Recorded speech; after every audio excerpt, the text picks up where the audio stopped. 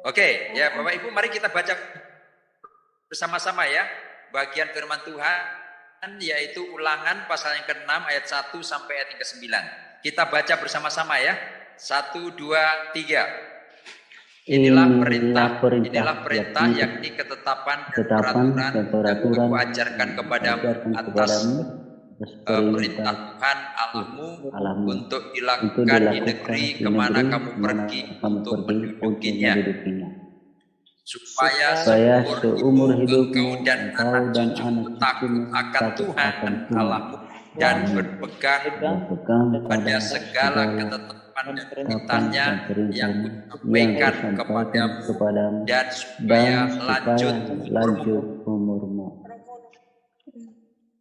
Maka dengarlah hai orang Israel, lakukanlah itu dengan setia, supaya baik keadaan dan supaya kamu menjadi sangat banyak, seperti yang dijanjikan Tuhan Allah nenek moyangmu kepadamu di suatu negeri yang berlimpah-limpah susu dan madunya.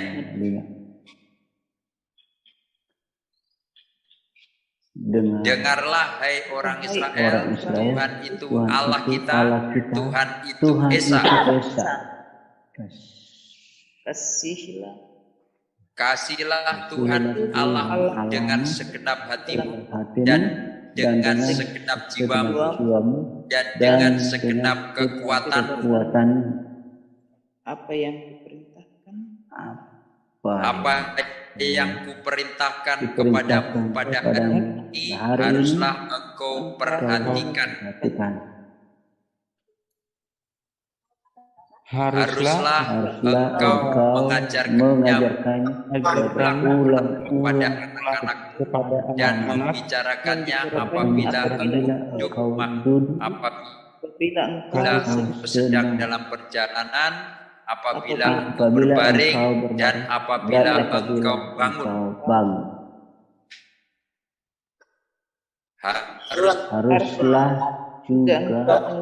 Haruslah juga engkau mengikatkannya sebagai tanda pada tanganmu, dan haruslah itu menjadi lambang di dahimu, dan haruslah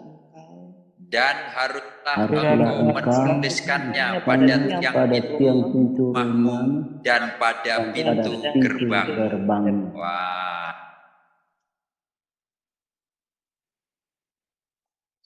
Ya, Bapak Ibu yang dikasihi Tuhan, ini adalah bagian firman Tuhan yang sangat penting bagi orang Israel.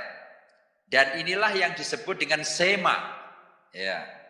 Dan khususnya mulai ayat 4 sampai ayat yang ke-9 itu adalah Sema. Ya. Nah, Sema itu sebetulnya diambil Bapak Ibu dari kata pertama di ayat yang keempat, ya, di ayat yang keempat, ya. Ayat yang keempat, dengarlah, ya, dengarlah, Sema. Nah, saya percaya Bapak Ibu dengan membaca tadi kita mendapatkan pemahaman bahwa memang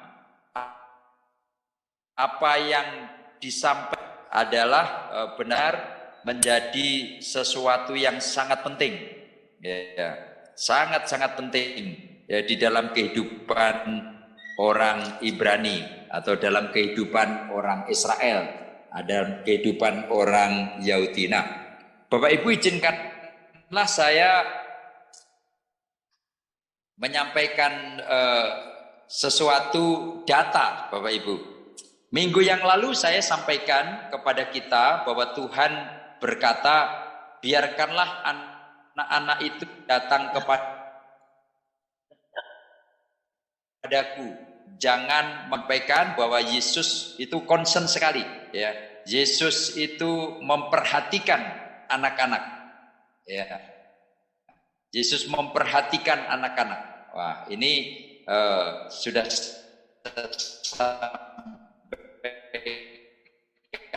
minggu yang lalu, dan ya, ini kita akan membaca ya, di dalam kitab Perjanjian Lama. Ternyata Allah itu juga concern jadi bukan Tuhan yang lahir lahir, kemudian berjalan dunia ya selama anak, tetapi jauh sebelum itu, yaitu di dalam kitab Perjanjian Lama yang tadi kita baca,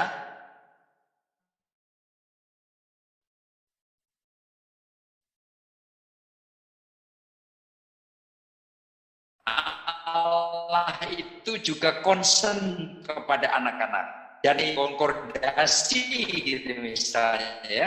Bapak Ibu di situ dicatat ada ratusan kali kata anak-anak itu ditulis gitu. Itu ditulis di Alkitab.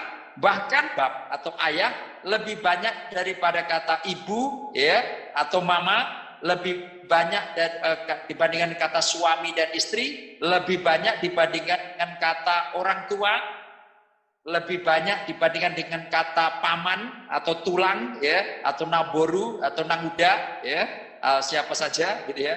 Nah, jadi kata anak, bahkan kata anak itu lebih banyak daripada kata pemuda-pemuda ya, lebih banyak daripada kata dewasa, lebih banyak daripada kata tua gitu ya, lebih banyak daripada kata lansia gitu ya. Saya tidak tahu ada lansia tidak di Alkitab ya. Tapi yang jelas Saudara Tuhan saya mau katakan ternyata Alkitab itu mencatat kata anak itu ratusan kali.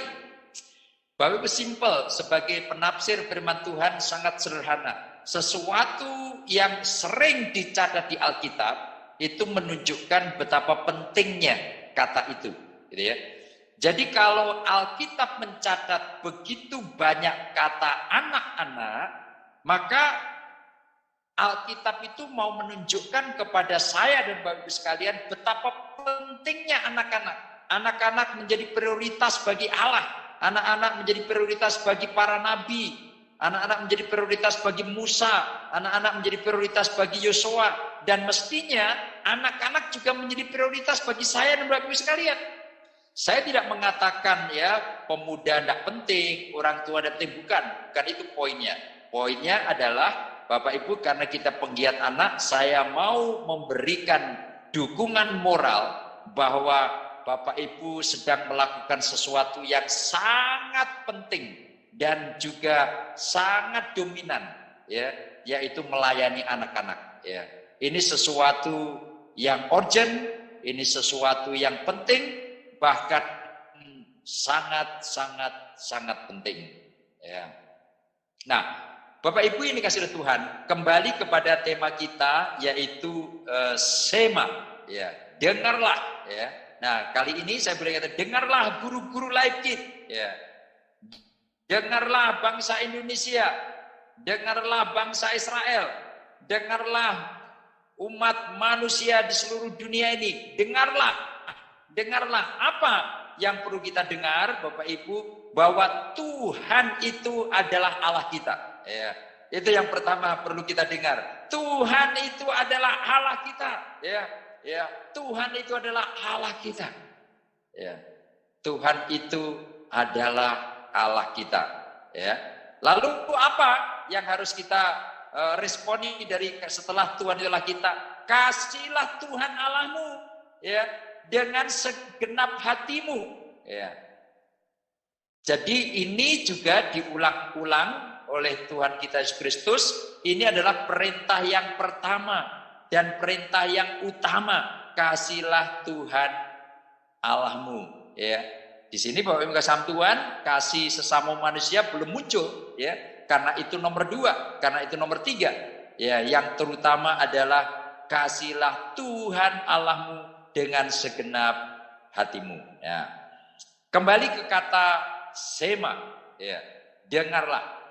Bapak Ibu, pada sekian ratus tahun yang lalu atau ribu tahun yang lalu, kalau kita bicara tentang bangsa, itu hanya 3 bangsa saja Pak, yang terkenal, yang dominan. Yang pertama yaitu bangsa Yahudi atau bangsa Ibrani atau bangsa Israel. Yang kedua adalah bangsa Romawi ya. Yang ketiga adalah bangsa Yunani.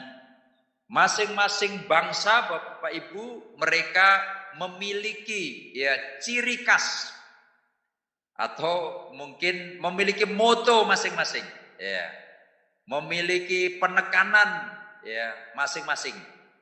Kalau bangsa Romawi Bapak Ibu, mereka diwakili dengan satu kata, yaitu kata doing, melakukan, bertindak, bekerja. Itulah sebabnya sampai sekarang Bapak Ibu belum ada bangsa yang ada di dunia yang bisa mengalahkan bangsa Romawi secara kekuatan. Mereka digambarkan seperti tentara-tentara yang kuat, yang perkasa, yang gagah, dan lain sebagainya. Jadi terbukti Bapak Ibu, kekaisaran Romawi adalah kekaisaran yang sanggup membuat jalan raya itu dari Eropa sampai ke Afrika.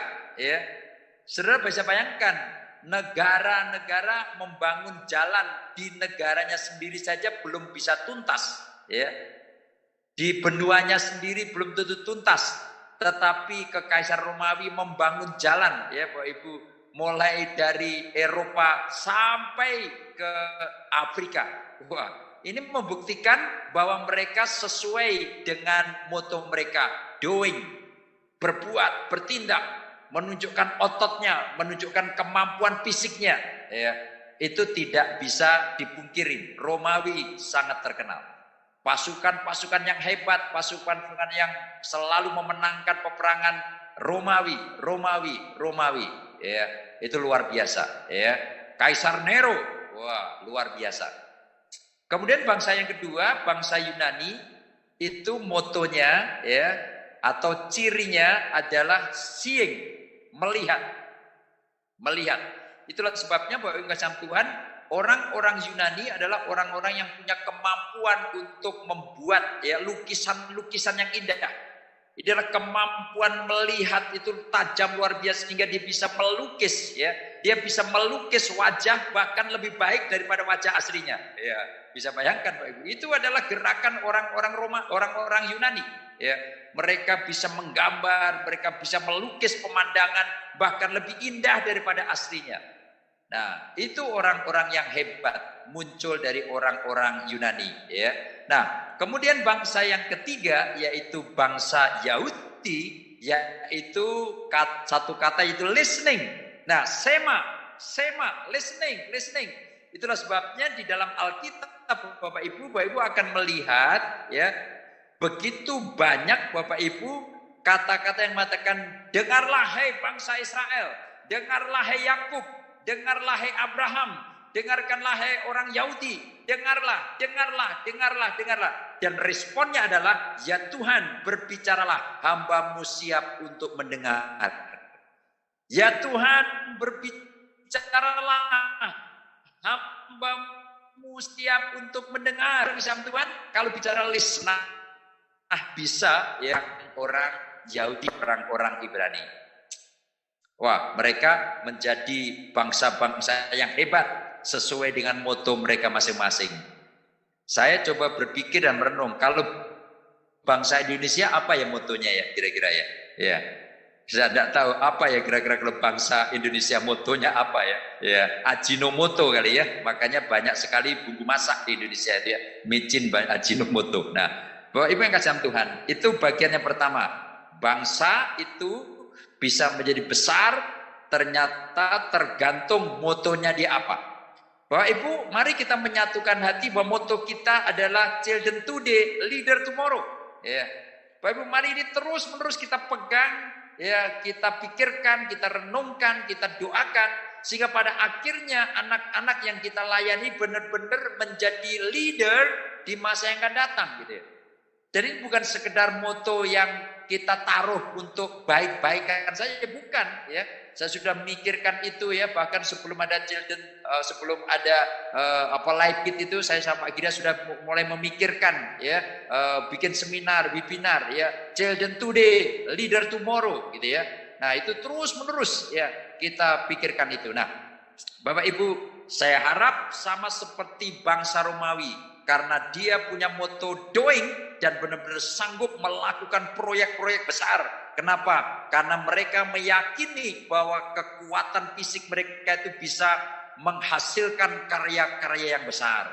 Atau bangsa Yunani yang memiliki moto yaitu seeing, dan mereka meyakini bahwa kemampuan mereka melihat itu sanggup menghasilkan karya-karya yang besar, karya-karya yang spektakuler. Jangan heran Bapak Ibu kalau ada lukisan-lukisan hasil mereka itu bisa miliaran rupiah, patung-patung yang ada karya-karya daripada orang-orang Yunani itu Bapak Ibu persis ya Bapak Ibu seperti wajah aslinya. Nah, kalau kita pergi ke Indonesia Bapak Ibu, maaf saya tidak punya maksud apa-apa. Pergi ke seluruh Indonesia, patungnya kadang-kadang patung manusia kepalanya terlalu besar, kemudian kakinya terlalu kecil gitu ya, ukurannya juga tidak jelas, wajahnya juga tidak tahu gimana gitu ya. Sehingga Bapak Ibu seringkali patung-patung di Indonesia itu bukannya membuktikan karya yang agung, tetapi seperti justru bahan tertawaan anak-anak gitu ya. Ya kok kenapa begitu ya? Kok modelnya gitu ya? Misalnya gambar lukisan kuda gitu. Tidak seperti kuda gitu Bapak Ibu ya. Gambar kuda seperti sapi gitu. Nah, tetapi kalau Bapak Ibu pergi ke luar negeri Bapak Ibu, kalau Anda lihat patung kuda itu benar-benar Bapak Ibu ngasih Tuhan persis ya. Sampai lekuk-lekuknya, rambut-rambutnya, apa semuanya, bulu-bulunya benar-benar persis. Kenapa? Karena mereka memang fokus kepada seeing. Dan orang Yahudi, Bapak Ibu, mereka fokus pada listening. Nah, itulah sebabnya Bapak Ibu, kebetulan memang sejak semula dia sudah mendapatkan firman Tuhan, dengarlah. Ya, dengarlah hai orang Yahudi. Hari ini saya boleh katakan, dengarkanlah hai Pak Giawa. Dengarkanlah hai Ibu Ruth, dengarlah bahwa Tuhanlah Allah kita. Kasihlah Dia dengan segenap hatimu. Ya, nah, oke. Nah, Bapak Ibu ini kasih oleh Tuhan. Kalau tiga bangsa itu kemudian coba kita aplikasikan Bapak Ibu, ternyata siapakah pemenang dari orang yang mengandalkan doingnya, mengandalkan seeingnya, atau mengandalkan listeningnya? Bapak Ibu, yang jelas kalau orang-orang yang mengandalkan doingnya adalah orang-orang yang mengandalkan fisikal, mengandalkan tubuhnya, mengandalkan fisiknya. Sedangkan orang-orang yang mengandalkan seeing, melihat, ya, itu adalah orang-orang yang mengandalkan intelektualnya, mengandalkan kemampuan, ya, kemampuan berpikirnya. Sedangkan orang-orang yang mengandalkan listening, mendengarkan, itu adalah orang-orang yang mengandalkan hatinya, ya, rohaninya, gitu ya. Dan itu diwakili orang Yahudi. Nah, singkat cerita, saudara bersama Tuhan, ada satu kisah, saudara, ada pertandingan, ya. Siapakah yang berhasil membunuh semut sebanyak-banyaknya? Digambarkan itu ada meja batu, gitu ya, yang lebar sekali.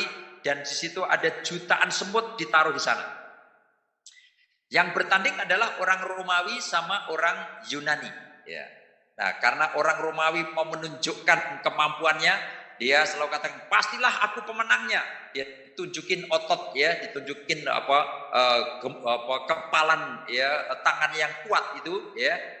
Nah, sedangkan orang Yunani itu mengandalkan intelektualnya. Dia tubuhnya tidak terlalu kekar, tidak terlalu kuat dibandingkan dengan orang Romawi.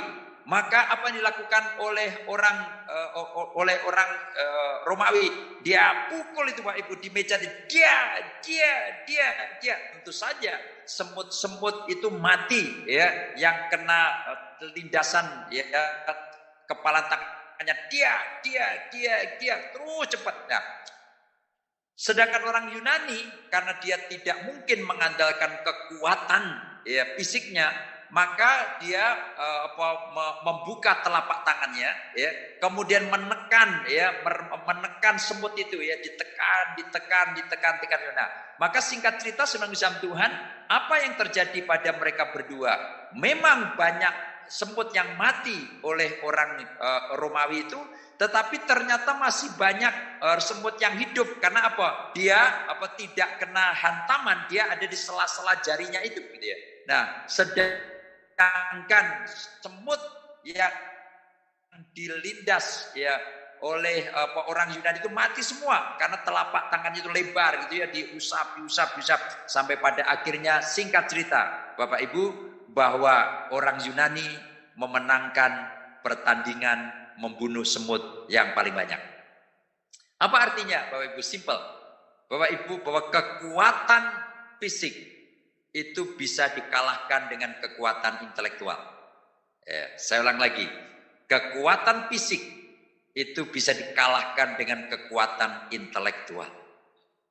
Zaman dahulu Bapak Ibu, saya suka wayang Bapak Ibu. Iya. Suka wayang, ya. Di zaman itu atau ketoprak atau apa ya istilahnya itu kalau ingin mencari istri Bapak Ibu, itu biasanya harus kuat, ya. Harus bisa mengikuti pertandingan, ya. Nah, karena biasanya orang tua yang punya anak gadis selalu membuat sayembara. Siapa yang bisa memenangkan, ya bisa memenangkan pertempuran, peperangan, dialah yang akan menjadi menantuku, kira-kira gitu ya. Nah, maka zaman dahulu orang-orang yang kuat atau wayang-wayang yang kuat, dia selalu punya istri yang cantik-cantik. Ya, sedangkan ya wayang-wayang yang tidak kuat, dia tidak kebagian istri. Ya. Coba Bapak Ibu bisa bayangkan kalau zaman sekarang masih berlaku hukum yang demikian. Untuk mempersunting seorang wanita harus berkelahi lebih dulu. Waduh, jangan-jangan sampai saat ini saya juga belum bisa menikah Bapak Ibu. Karena terlalu kalah terus saya. Mungkin saya juga kalah sama Pak Giawa sehingga saya tidak dapat istri ya kalau itu. Nah, Bapak Ibu, tapi sekali lagi saya mau katakan zaman sekarang sudah tidak laku. Tanda kutip Bapak Ibu. Orang yang kuat secara fisikal itu waduh sudah itu sudah tidak laku. Akan dikalahkan oleh anak-anak yang punya kemampuan intelektual yang bagus sekali, ya.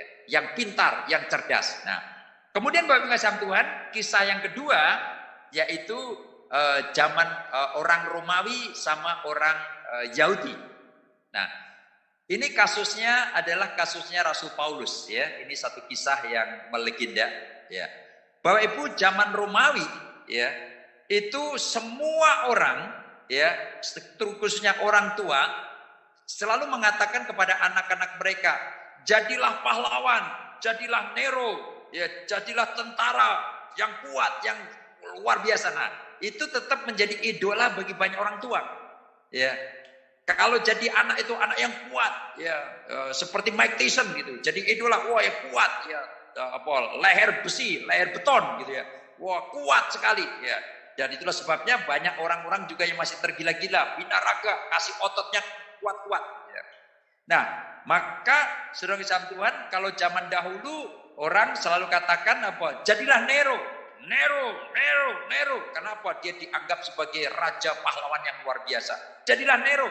Nah, kalau ada anak-anak yang kecil, yang kurus, dia kamu kurus kering ya, seperti Paulus saja kamu. Sakit-sakitan seperti Paulus saja. Jadi anak yang kurus, yang kering, yang cacingan itu selalu jadi olok-olokan, ya, dibully oleh banyak orang, ya. Kenapa? Karena idola adalah orang yang kuat, yang gagah, yang besar, yang tinggi, yang tegap, ya. Saudara, bahkan orang tuanya ingin mengatakan jadilah Nero nak ya, jangan jadi Paulus. Tapi apa yang terjadi saudara kisah Tuhan, ya? Pada akhirnya saudara kisah Tuhan, ya, kalau zaman-zaman itu saudara kisah Tuhan, kelihatannya orang yang rohani tidak terlalu berdampak gitu ya. Ya. Tetapi ternyata Paulus pada akhirnya ya memecahkan misteri ini, mengalahkan orang yang mengandalkan kemampuan fisik. Sehingga zaman sekarang Bapak Ibu, ya, orang-orang yang punya anjing menamakan anjingnya Nero. Ya. Sedangkan orang yang punya anak laki-laki menamakan anaknya Paulus. Nero jadi olok-olokan sekarang. Orang yang hanya mengandalkan intelektualnya itu hanya jadi olokan. Pemenangnya adalah orang yang mengandalkan Tuhan. Orang yang mengandalkan Allah. Orang yang mengandalkan Yesus. Ya. Aku lebih daripada pemenang. Karena Kristus, ya, aku tidak takut apapun juga karena Kristus, bukan karena kekuatan kita. Coba kalau kita ajarkan kepada anak-anak kita, nah, kamu tidak perlu takut kepada siapapun juga dan apapun juga, karena Tuhan bersama dengan engkau, karena Tuhan selalu bersama dengan engkau. Wah, Bapak Ibu, ini akan memberikan kekuatan gairah kepada kita sekalian untuk melayani anak-anak kita. Mungkin anak-anak kita kecil-kecil. Anak-anak kita mungkin bukan anak yang kuat-kuat secara fisikal, tetapi ajarkan kepada mereka ya bahwa bersama dengan Tuhan kita bisa melakukan apa saja. Bahkan kita lebih daripada pemenang. Ya, aku bisa melakukan apa saja bersama-sama dengan Tuhan, dan itu memang benar. Sehingga pada akhirnya kalau kita telusuri bahwa itu kita simpulkan, orang yang mengandalkan fisikal memang hebat, tetapi dikalahkan oleh orang yang mengandalkan intelektual. Orang yang mengandalkan intelektual memang hebat, tetapi akan dikalahkan dengan orang yang mengandalkan spiritual. Maka spiritual pada akhirnya menjadi nomor satu. Wah, ini penting untuk kita pikir. Nah, kita kembali ke dalam konteks firman Tuhan yang baru kita baca. Sekali lagi, sema, dengarlah. Ya, sema, apa yang perlu kita dengar? Tuhan itu adalah Allah kita. Ya, Tuhan itu adalah Allah kita. Kemudian kasihlah Tuhan Allahmu dengan segenap hatimu. Dengarlah, hai orang Israel, Tuhan itu Allah kita. Tuhan itu Esa. Ya. Kasihlah Tuhan Allahmu dengan segenap hatimu dan dengan segenap jiwamu dan dengan segenap kekuatanmu. Wah, Bapak Ibu yang kasih Tuhan. Jadi kemudian apa? Nah, ini menjadi moto mereka, Bapak Ibu. Kalau tadi Pak Iqra sudah berbicara tentang alat peraga, ini Tuhan sudah kasih alat peraga. Di mana alat peraga itu bisa kita lihat? Ya di pintu-pintu rumah, di pintu gerbang, kemudian bahkan di dainya orang tua itu juga ada, semua ditulis di sana. Wah, ini luar biasa. Ya, luar biasa. Nah, saya berharap Bapak Ibu di tempat, di lokasi kita, di rumah kita, ya, baik kalau kita tulis ayat firman Tuhan. Ya.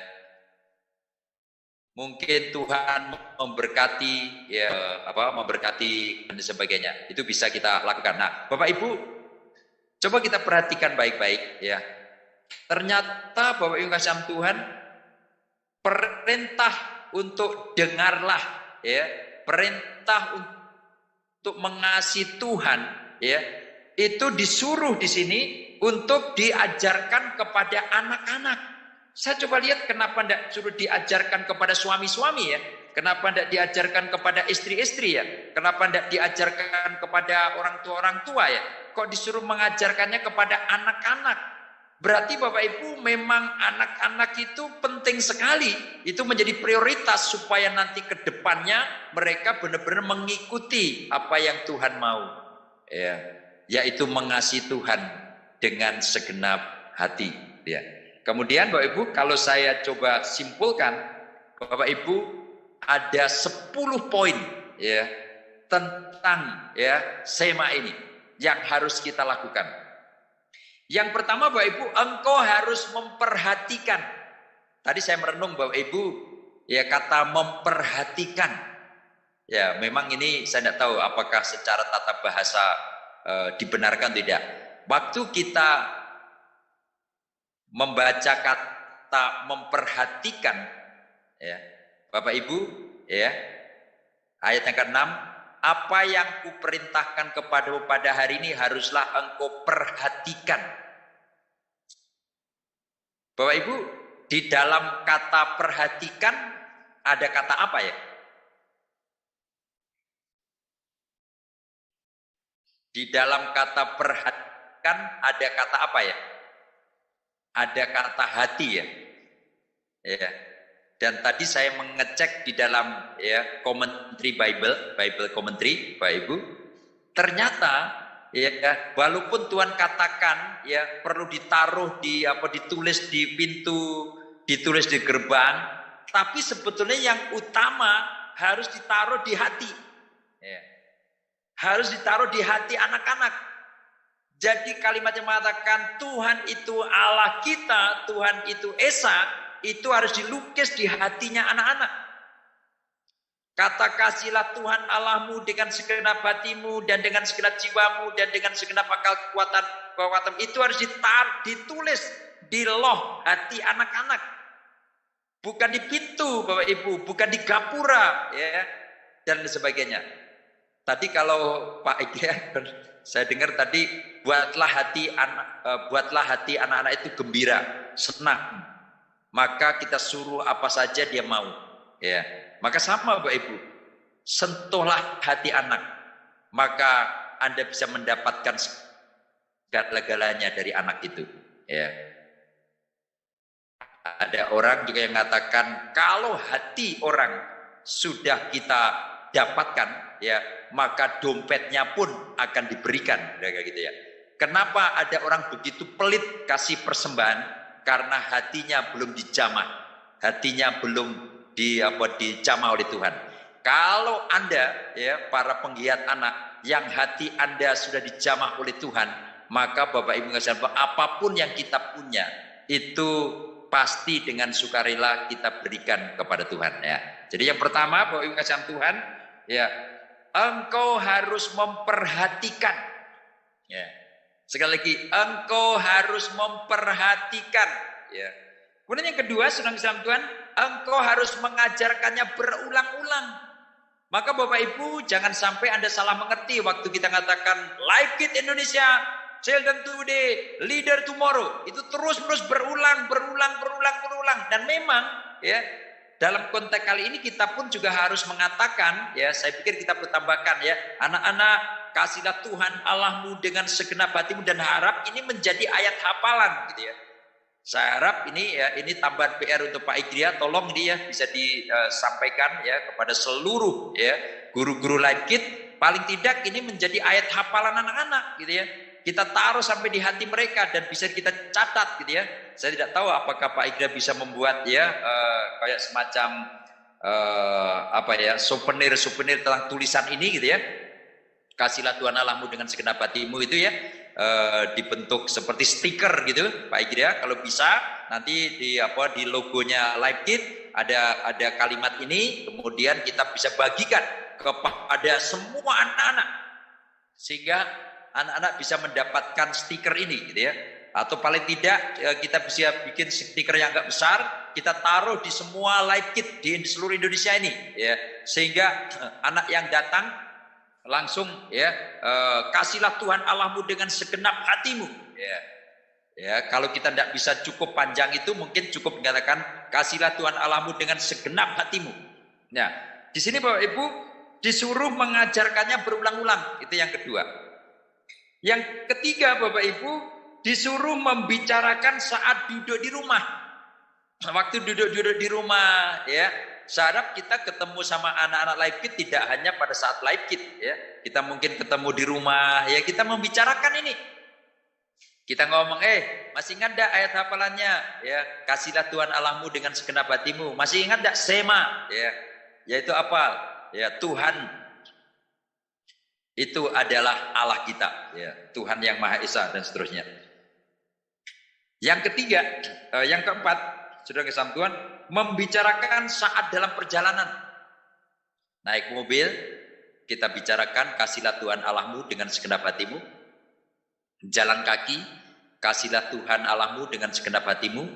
Ya, waktu kita belanja ke pasar, ke mall, ya, kemana saja, ya, kasihlah Tuhan Allahmu dengan segenap hatimu. Kemudian yang menarik Bapak Ibu, yang kelima, membicarakannya, ya, saat, ya, berbaring.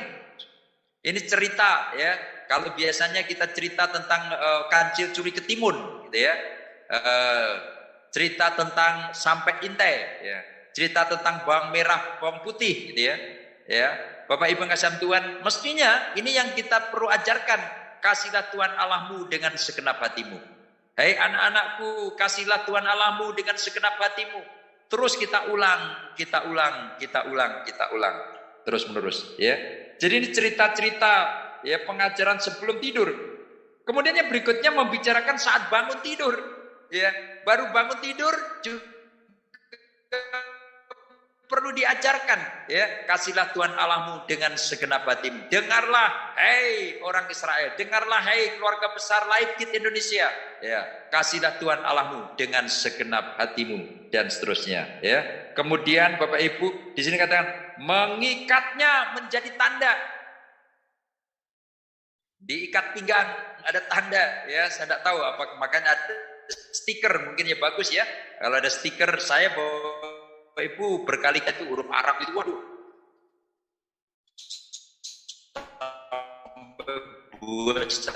besar itu. Yang tidak tahu saja mereka pajang besar.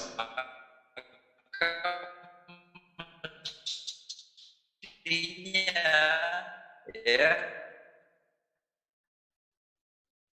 kita buat, kita kirim, Bapak minta orang lain mendesain dengan baik ya, ya, segenap hatimu. Wah, ini luar biasa ya, akan berdampak. Ditaruh menjadi tanda ya, ya, menjadi alat peraga ya, menjadi tanda. Yang kedelapan, menjadi lambang di dahimu. Waduh, yang ini Bapak Ibu saya tidak tahu apakah ini bisa diaplikasikan enggak, ini berarti ditulis ya di dahi kita gitu ya. Ya, tapi ini menunjukkan Bapak Ibu ya, di pikiran kita terus menerus ya, kita taruh ya di pikiran kita ya. Kemudian yang kesembilan, menuliskan pada tiang pintu ya, tiang pintu ditulis ya, kata Tuhan Allahmu dengan segenap hatimu ya. Wah, ditulis di pintu-pintu. Wah, betapa indahnya waktu kita masuk, kita sudah mengingat ya, kasihlah Tuhan Allahmu dengan segenap hatimu. Sementara pintu masuk pintu Leibkit, kasihlah Tuhan Allahmu dengan segenap hatimu. Kalau kita punya ruangan khusus, ada tempat itu. Dan yang terakhir, Bapak Ibu, yang ke-10, yaitu menuliskan pada pintu gerbangmu. Bapak Ibu, saya punya pengalaman. Saya barusan dari Samarinda, ya, bulan Desember kemarin. Kalau kita masuk ke Samarinda, Bapak Ibu, kita langsung disambut oleh Islamic Center. Masjid yang besar sekali, sangat besar. Itu mau mengatakan apa Bapak Ibu? Aku adalah Islam. Aku adalah Islam. Aku adalah Islam. Ya. Saya pernah ke Entikong Bapak Ibu, ya, kemudian nyebrang ya, sebelum pemeriksaan paspor, saya nyebrang, di situ langsung disambut masjid besar sekali. Orang Malaysia mau katakan apa? Aku adalah Islam. Kami adalah Islam dan seterusnya. Tapi di sisi lain Bapak Ibu, saya pernah mutar-mutar di Belanda Bapak Ibu, saya pernah tinggal di Belanda selama 1 bulan. Setiap kali saya pergi masuk ke kampung, ada gereja dan ada ya, ada menaranya, dan bahkan kalau kita nyopir gitu ya, di atasnya sedikit pohon-pohon itu nonjol, itu ada lambang salib. Wah, saya ke Korea Bapak Ibu, waktu siang hari, pagi hari saya tidak tahu. Tidak terlalu banyak gereja. Saya tidak lihat apakah ada gereja tidak, karena model gereja-gereja yang di Korea itu tidak seperti gereja-gereja di Batak gitu ya, seperti di Nias gitu, yang kelihatan gedungnya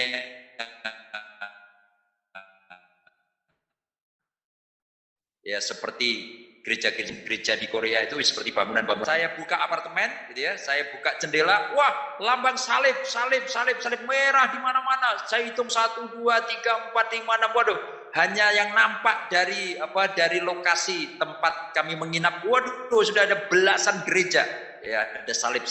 Nah, sebenarnya itulah yang mau disampaikan Tuhan, ya, setiap kali kamu masuk ke gerbang, sebelum kamu masuk ke kota itu, ingatlah Sema, ya, ingatlah kalimat ini, dengarlah, akulah Tuhan Allahmu. Ya. Tuhan adalah Allah kita, Allah yang Esa. Kasihlah Tuhan Allahmu dengan segenap hatimu. Wah, itu harus ingat.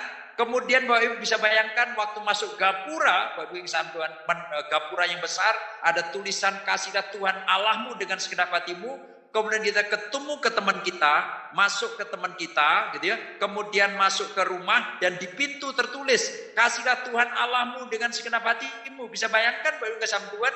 Kemudian malam sebelum tidur kita mendengarkan kalimat kasihlah Tuhan Allahmu dengan segenap hatimu. Kemudian bangun tidurnya kita dengar lagi kasihlah Tuhan Allahmu dengan segenap hatimu. Kemudian kita jalan mengantar orang ini Bapak Ibu kasih Tuhan bersama dengan anak-anak mereka ke gapura dan kita katakan kasihlah Tuhan Allahmu dengan segenap hatimu. Kemudian kita belanja bersama-sama, kita katakan kasihlah Tuhan Allahmu dengan segenap hatimu. Wah, saya percaya Bapak Ibu, mimpi ya untuk menjadikan anak-anak pemimpin di masa depan ini tidak hanya sekedar mimpi. Ini pasti akan menjadi realita. Ini akan menjadi kenyataan Bapak Ibu kasih Tuhan, bahwa memang Tuhan akan memberkati anak-anak kita ya. Karena apa? Karena Tuhan pasti punya maksud. Kenapa kita disuruh melakukan hal ini setiap waktu, setiap saat. Maka kesimpulannya, saudara macam Tuhan, sema, ya, kasihlah Tuhan Allahmu harus kita ajarkan kapan saja. Pagi, sore, siang, malam, kapan saja. Ya. Baik atau tidak baik waktunya. Jangan lupa ajarkan sema. Kasihlah Tuhan Allahmu dengan segenap hatimu. Kemudian jangan lupa Bapak Ibu juga diajarkan di mana saja. Mau di rumah, mau di kampung, mau di jalan, mau di ladang, mau di pasar, mau di mall. Mari Bapak Ibu kasih Tuhan, kita mengajarkan sema ya, kepada anak-anak kita. Kita ajarkan kepada mereka, yaitu kasihlah Tuhan Allahmu dengan segenap hatimu.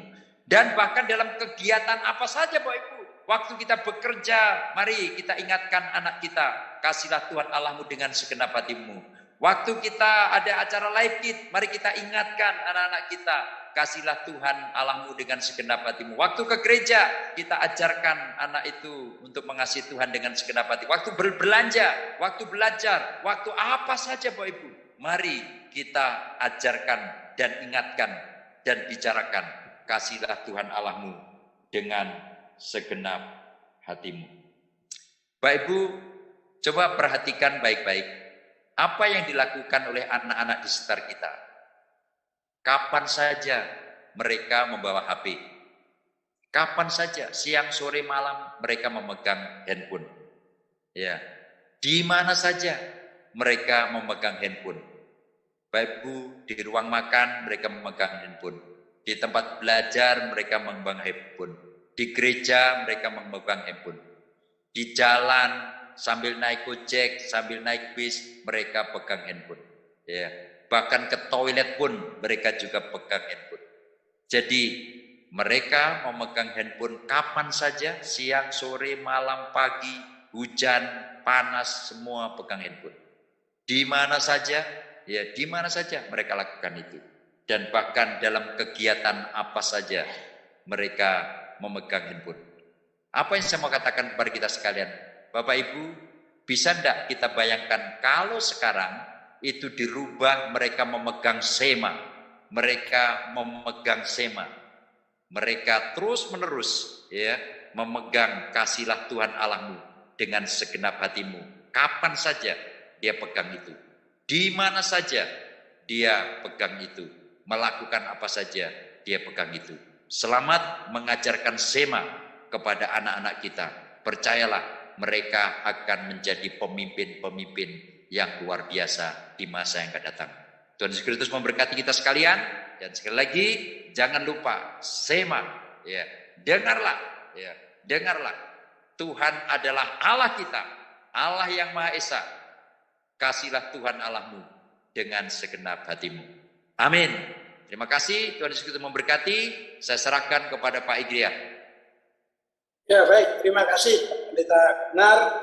Kita sudah diberkati malam hari ini dengan firman Tuhan, bagaimana sema yang ditulis Musa ya dipersiapkan untuk bangsa Israel waktu itu. Tetapi hari ini tidak hanya untuk bangsa Israel, tetapi untuk semua bangsa, bahkan secara khusus untuk anak-anak Leipzig. Malam hari ini kita bisa menangkap visi itu. Kita ajarkan, dengarlah orang Israel, Tuhan itu adalah Tuhan yang Esa. Oleh karena itu kasihlah Tuhan Allahmu dengan segenap hatimu dan segenap jiwamu dan segenap kekuatan.